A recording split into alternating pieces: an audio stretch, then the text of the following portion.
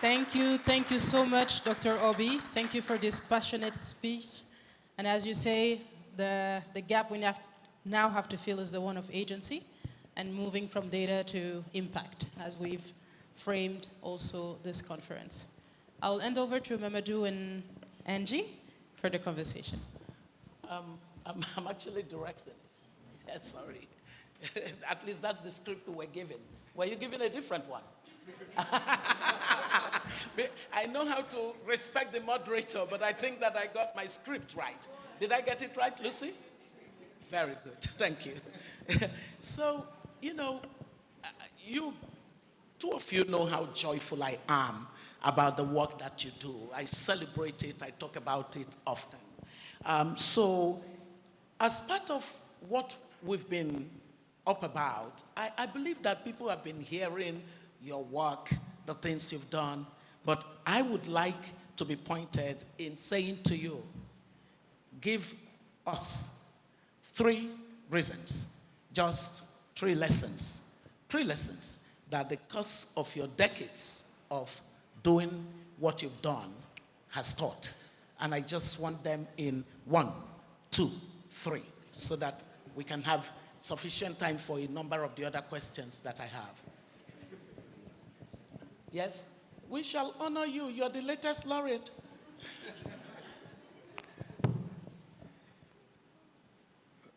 I can? OK. Mesdames et messieurs, je voudrais avant tout vous dire bonjour et vous souhaiter la bienvenue. Et remercier cette montagne de connaissances que j'ai eu à connaître pendant plusieurs années, que j'ai rencontré dans des conférences internationales, une personne de valeur pour l'Afrique. L'Afrique a besoin de ce genre de personnes. Merci, magistral, que vous avez fait. Merci aussi, parce que je suis honoré de partager aussi ce panel avec Angie, qui est d'abord lauréat du prix Yidan, comme moi, mais aussi qui a été cité parmi les 100 personnalités les plus influentes du monde, comme moi. Merci. Alors, Obi, si vous me permettez, Dr. Obi, avant de parler de ces leçons, je voudrais un tout petit peu, si vous me permettez, parler un peu du travail que nous avons fait qui nous a amenés à ça. Parce qu'aujourd'hui, on parle de ARED, on pense tout de suite au travail que nous sommes en train de faire dans l'enseignement bilingue. Ça fait 35 ans qu'ARED travaille dans le domaine de l'éducation, la recherche de qualité dans le domaine de l'éducation. La première chose que nous avons, qui nous a poussé à se mettre ensemble à travailler, nous nous sommes dit que comment on peut développer un pays si la majeure partie de la population ne sait ni lire ni écrire? C'est la première chose qui nous a levé. Nous avons commencé à y travailler et la première chose que nous avons comprise est que avec l'alphabétisation, quand les gens savent lire, écrire et calculer, ils peuvent développer toutes les autres compétences de vie.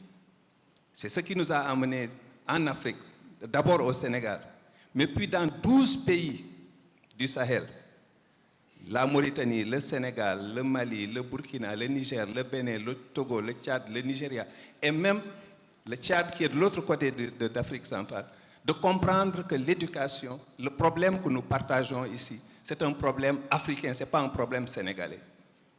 Et qu'avec l'éducation, utilisant nos langues, les langues que les enfants, que les personnes comprennent, on arrive à changer des vies. Juste pour vous donner une preuve, dans le domaine de l'éducation non formelle, ce que nous avons utilisé dans le domaine de l'alphabétisation, nous sommes arrivés à amener des personnes à pouvoir gérer leurs problèmes, gérer leur communauté, régler les problèmes de conflit entre les pays, des éleveurs qui se déplacent du Sénégal au Mali, au Burkina, au Niger, où il y avait toujours des morts d'hommes, et par simplement la question de l'éducation, on arrivait à résoudre ce problème de mort et on arrivait à résoudre le problème économique. Donc l'alphabétisation, savoir lire et écrire n'est pas seulement une affaire de lecture, mais aussi de développement économique, social, environnemental. Ça, c'est la première chose que nous avons comprise. Mais la deuxième chose que nous avons comprise, c'est à un certain moment, nous nous sommes dit, nous avons réussi plein de choses dans le domaine de l'éducation non formelle. Mais pourquoi tant d'enfants vont à l'école et n'apprennent pas? Et la première chose que nous avons comprise est que la langue d'apprentissage est une langue qu'ils ne comprennent pas. Et cela est un obstacle énorme. Donc ça, c'est vraiment la deuxième leçon parce que nous avons fait des expérimentations et les expérimentations ont montré que les élèves qui ont appris avec des méthodes efficaces et avec surtout les langues qu'ils comprennent arrivent à apprendre vite, à apprendre avec confiance et à réussir. Et aujourd'hui, je pense que nous avons besoin de ces enfants qui réussissent, qui deviennent les acteurs de développement de leur pays demain. Donc, l'utilisation de la langue. La troisième chose que nous avons comprise est que il ne suffit pas simplement de faire des expériences et de montrer que ça réussit. Vous l'avez dit tout de suite. Nous avons expérimenté les programmes bilingues. Nous avons vu que les enfants des classes monolingues, comparés aux élèves des classes bilingues, les élèves des classes bilingues les surpassent de loin en lecture, en mathématiques. Et même ces élèves, quand on les compare au niveau des examens de fin d'études, on trouve que ces élèves réussissent. Si on prend, par exemple, on est à 40% avec les élèves des classes monolingues, on est à 70% pour des élèves des classes bilingues. C'est très important. On investit beaucoup d'argent, mais on veut aussi avoir de la réussite. Et voyons tous ces enfants qui viennent à l'école. Combien réussissent pour aller au moyen secondaire? Combien passent et pour ne même pas avoir de formation? Et ce sont ces gens-là, par exemple, parmi eux, combien vont à l'université? Et tout ça parce qu'ils n'ont pas la formation de base solide qui leur permet de faire tout ça. Et donc, il ne suffit pas simplement d'expérimenter, mais d'institutionnaliser pour qu'on arrive à toucher le maximum d'enfants. Et donc, la dernière leçon que je tire est que, voilà, ça c'est ma dernière leçon, c'est vraiment des expériences réussies peuvent être transformées en politique publique. Je vous remercie.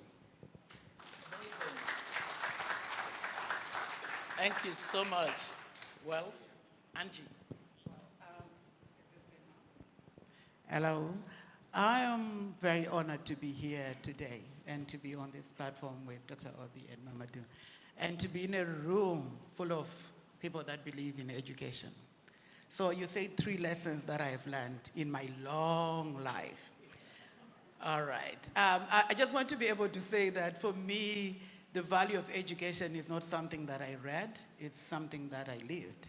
I'm fortunate to be one of the very first girls supported through school by CAMFED. And this was because my parents could not afford it. So this is very personal and very professional as well. So just so that's for us to know that. So the 3 key lessons that I've learned, and I'll try and say them in as short a summary as I can.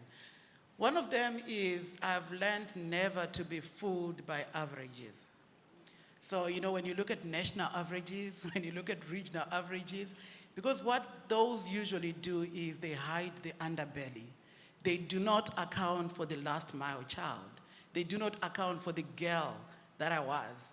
The girls or the children that come from the most marginalized families, from the lowest economic quintile, or children who are displaced, or children living with disabilities. So I've learned not to trust averages, but to always design for the most marginalized, for the last mile child. That's one thing that I've learned.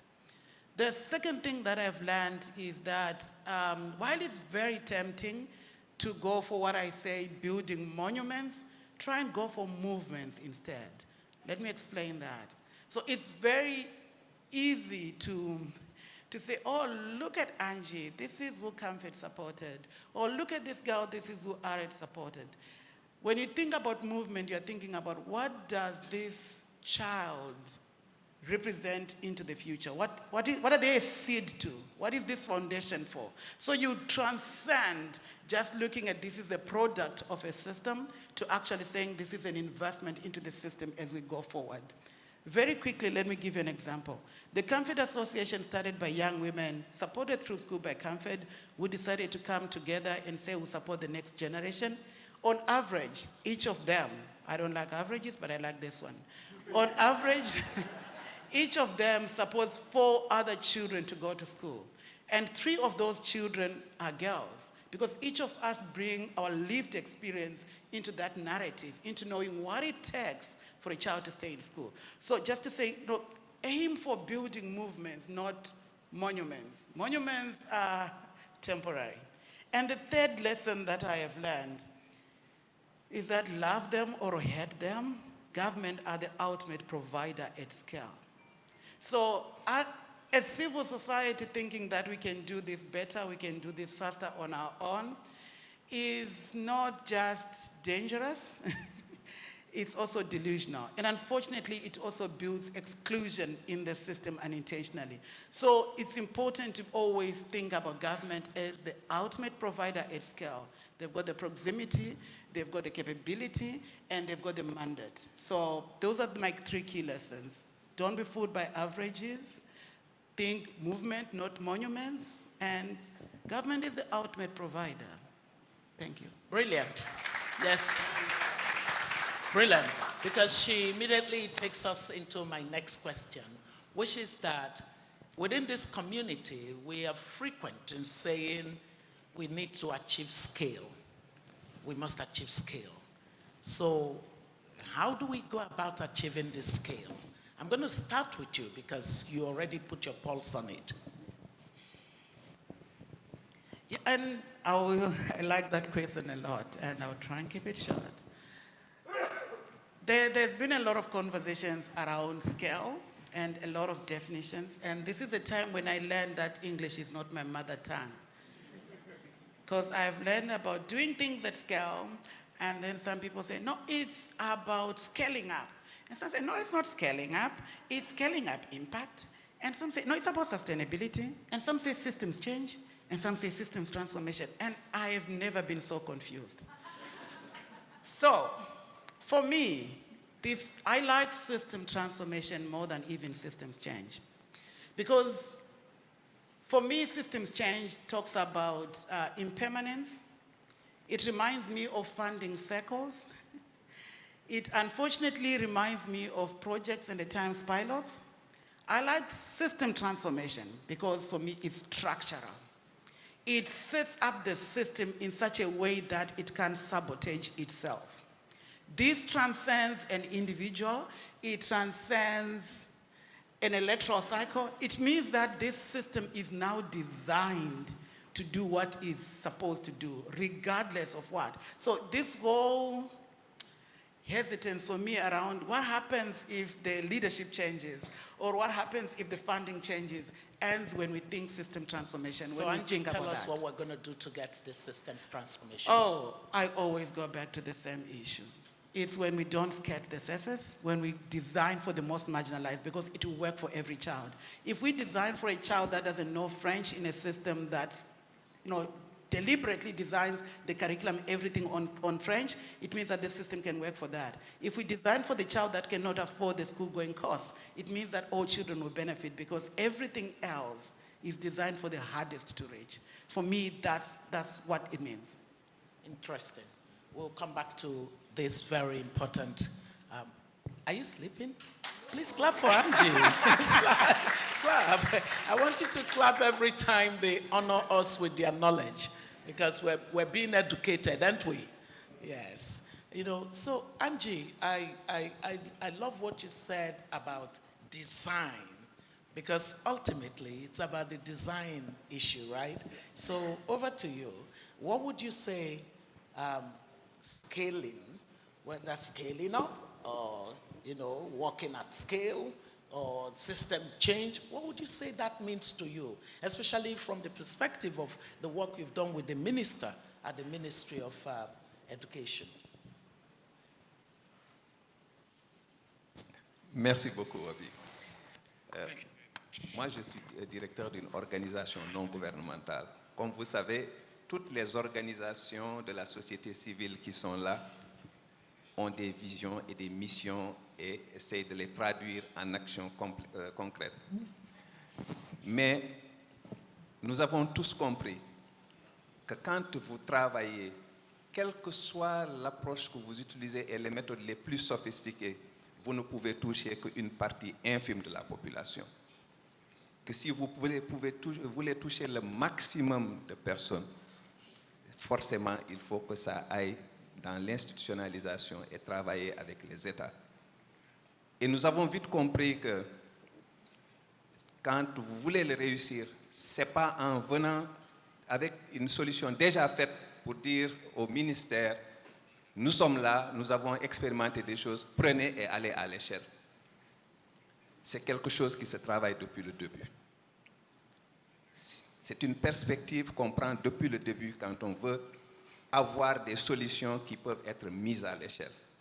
Et c'est là qu'il est important, dès le début, d'associer les institutionnels dans tout ce que nous faisons et de se mettre déjà dans l'esprit que si nous voulons que ça réussisse, il faudrait que ce soit intégré dans les politiques, que ce soit intégré dans les pratiques publiques. Et pour cela, il ne suffit pas simplement d'avoir, comme je l'ai dit tantôt au début, d'être très content de ce qu'on a fait, mais d'être sûr que ce qu'on a fait est réalisé dans le système. Et pour cela,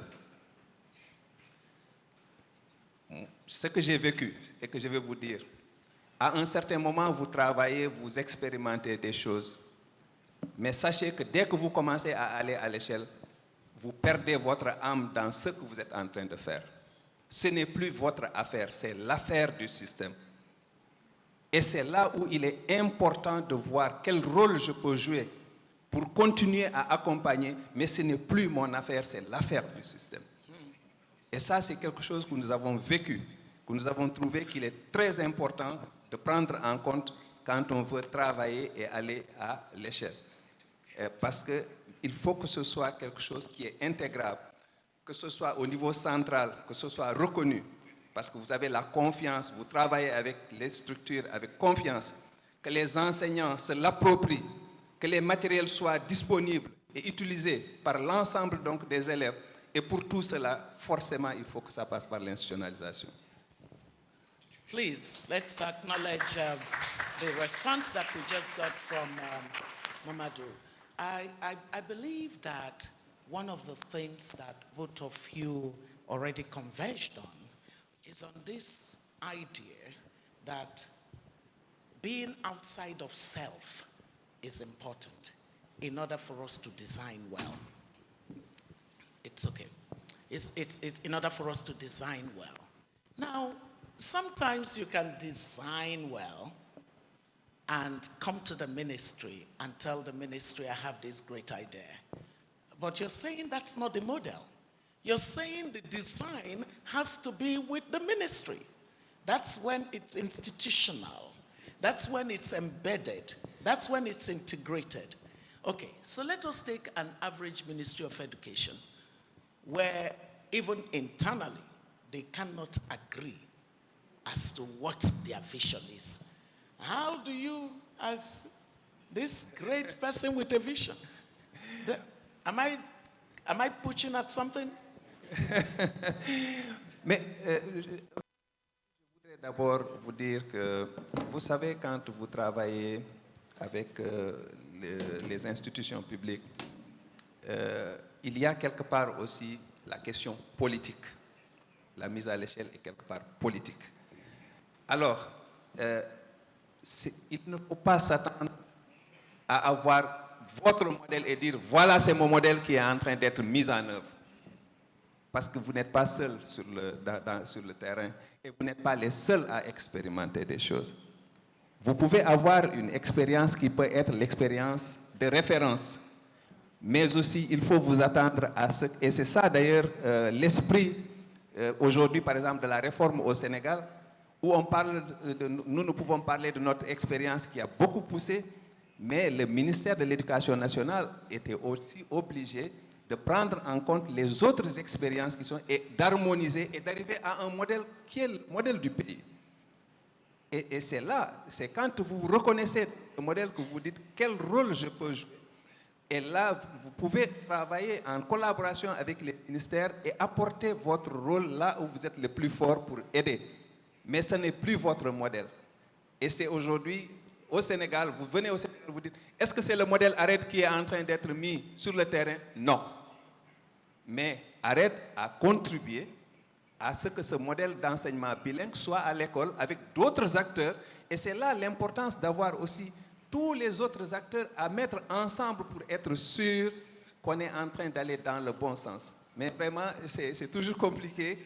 Ce n'est pas aussi simple que les gens le pensent, mais il y a quand même des efforts à faire pour être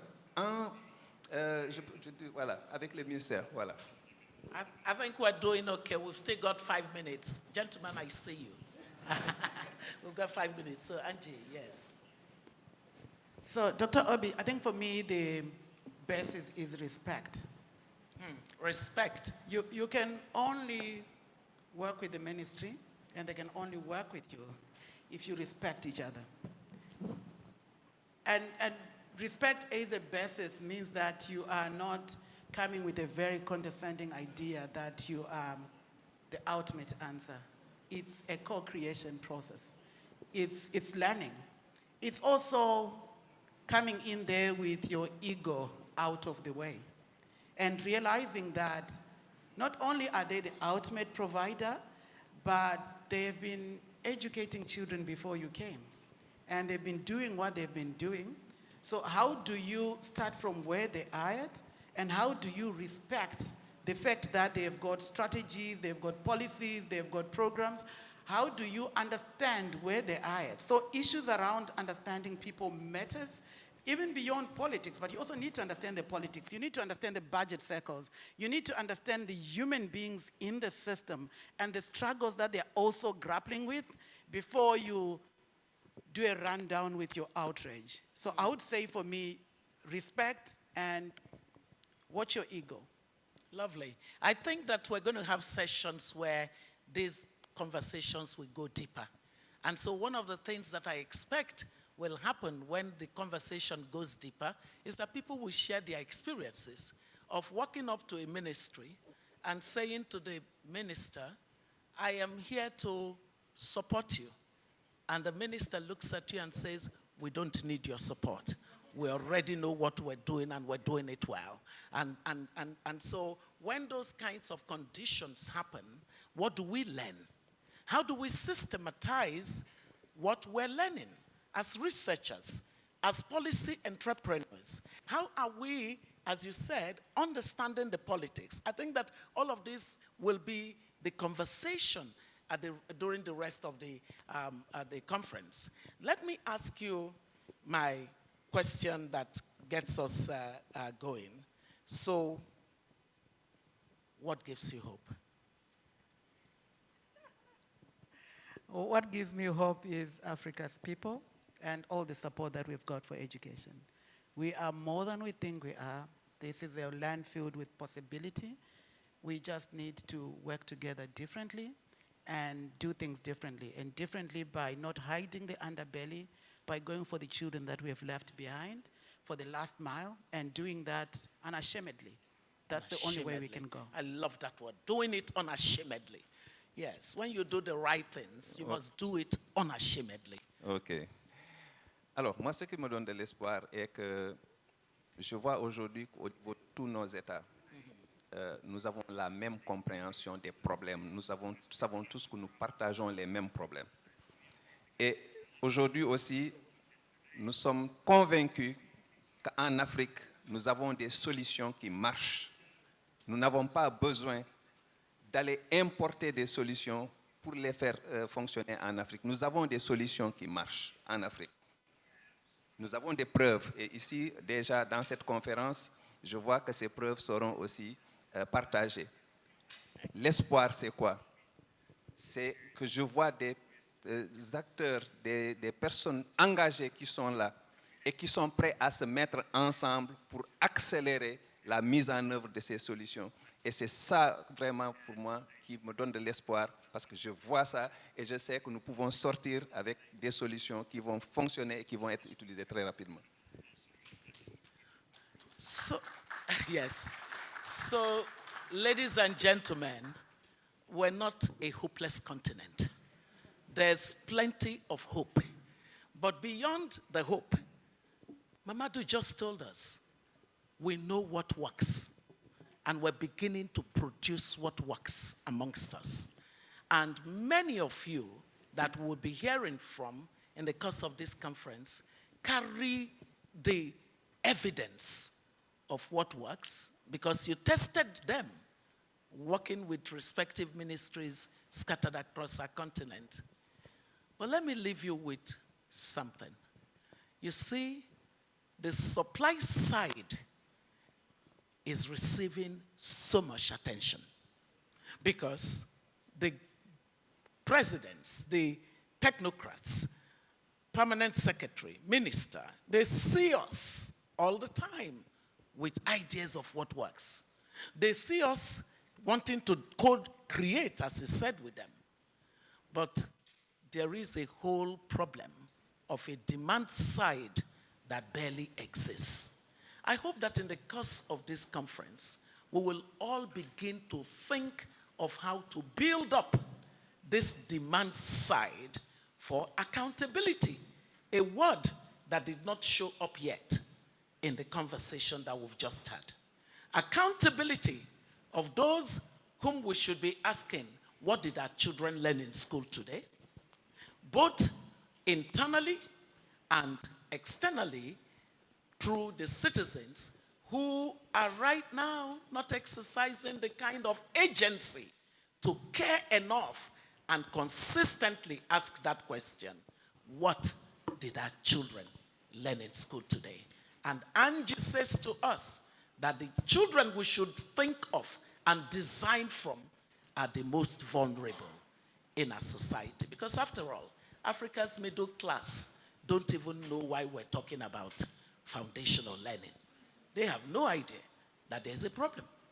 But if we, as a community of researchers, policymakers, of people in government who care, would collaborate, another language that both of them used, we can get Africa to the place where the hope becomes not just something we dream of, but it becomes the reality of our children. At this point, I'd ask you to please help me to clap for these laureates, the Yidan Prize Foundation laureates, Angie and Mamadou. Thank you very much. I now pass on the microphone. Thank you so much, Dr. Obi. Thank you so much, Mamadou. Thank you so much, Angie. Thank you for this conversation. Thank you for kicking us off with not only your remarks, but also your experience and what you've been doing. And I'm really happy that we had the ministers also in the room so that they could hear your message about institutionalizing what we're doing and the research that is happening. Donc, encore une fois, un grand merci à vous. On va passer à la suite du programme. On va ajuster, donc, s'il vous plaît, rapidement le podium et ensuite passer à ce qu'on appelle l'ouverture officielle. Mais bien sûr, on a déjà ouvert avec les ministres qui nous ont joué du tam-tam, entre guillemets. Mais là, on va faire la chose de façon un peu plus officielle, donc avec des discours et tout ce qui va avec. Donc, s'il vous plaît, est-ce qu'on peut remettre les chaises? Allez-y, allez-y, mettez les chaises. Et ensuite, on va démarrer avec cette partie-là du programme. La presse est en train de s'installer pour pouvoir suivre ce bout également.